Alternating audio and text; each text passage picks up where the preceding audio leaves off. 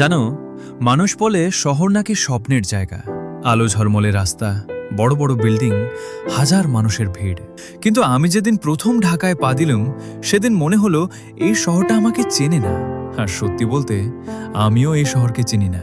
আমার নাম মাসুম, বাড়ি কুমিল্লার ছোট্ট একটা গ্রামে, চান্দিনায়। বাবা কৃষক, মা গৃহিণী। ছোট থেকে একটাই স্বপ্ন ছিল, পড়াশোনা করব, বড় হব, বাবার কষ্ট কমাবো। সেই স্বপ্ন নিয়েই ঢাকা বিশ্ববিদ্যালয়ে ভর্তি হলাম। বাবা ভোরবেলা উঠে নিজের হাতে ব্যাগ গুছিয়ে দিয়েছিল, কিছু বলেনি, শুধু কাঁধে হাত রেখে একটু সময় দাঁড়িয়েছিল। বাবার সেই চোখের ভাষা আমি বুঝেছিলাম, ছেলে, আমি আর পারবো না, এখন তোর পালা। বাসে উঠলাম মহাখালী থেকে, হলের উদ্দেশ্যে যাচ্ছি, সলিমুল্লাহ হল। কিন্তু ঢাকার বাস রুট আমার মাথায় নেই। গ্রামের মানুষ নম্বর দেখে বাস ধরে এইটুকুই জানি। ভুল বাসে উঠলাম, বুঝলাম যখন, তখন বাস অনেক দূর চলে এসেছে। নামলাম শাহবাগে, ব্যাগ কাঁধে, পকেটে সামান্য টাকা, হাতে একটা কাগজে হলের ঠিকানা লেখা। তখনই হলো ঘটনাটা।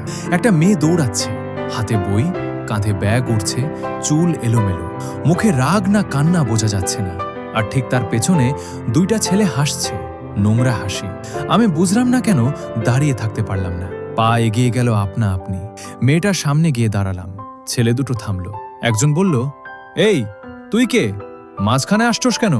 আমি কিছু বললাম না, শুধু তাকিয়ে রইলাম। গ্রামের মানুষ আমি, বড় হয়েছি মাঠে, রোদে, ঝড়ে। শরীরে শক্তি আছে, চোখে ভয় নেই। সম্ভবত সেটাই কাজ করল। ছেলে দুটো একটু পিছিয়ে গেল, তারপর বিড়বিড় করতে করতে চলে গেল। আমি ঘুরলাম, মেয়েটা তখনও দাঁড়িয়ে, শ্বাস নিচ্ছে দ্রুত, চোখ লাল, একটু রাগী। বলল, কে বলেছে তোমাকে এগিয়ে আসতে? আমি নিজেই সামলাতে পারতাম। আমি অবাক হলাম, বললাম, আচ্ছা ঠিক আছে। সে আরেকটু রেগে বলল, আচ্ছা ঠিক আছে মানে থ্যাঙ্কস বলা লাগবে না? আমি একটু হাসলাম, বললাম, আপনি তো বললেন নিজে সামলাতে পারতেন। সে কিছুক্ষণ চুপ করে রইল, তারপর মুখ ঘুরিয়ে চলে গেল। আমি দাঁড়িয়ে রইলাম, জানতাম না এই মেয়েটাই একদিন আমার পৃথিবী হয়ে যাবে। জানতাম না এই শাহবাগের মোড়ে এই ভুল বাসে নামার কারণটাই হয়তো আমার জীবনের সবচেয়ে সঠিক ঘটনা। তখন শুধু মাথার ভেতরে বারবার ঘুরছিল একটাই কথা, মেয়েটার নামটা কি? তোমাদের কি মনে হয়, মাসুম কি আর কখনো এই মেয়েটার সাথে দেখা করতে পারবে? নাকি এই একটা মুহূর্তে শেষ হয়ে যাবে সব? আর যদি দেখা হয়ও, রিমা কি কখনো মাসুমকে মানুষ হিসেবে মেনে নেবে? নাকি গ্রামের ছেলে বলে সব সময় দূরে সরিয়ে রাখবে?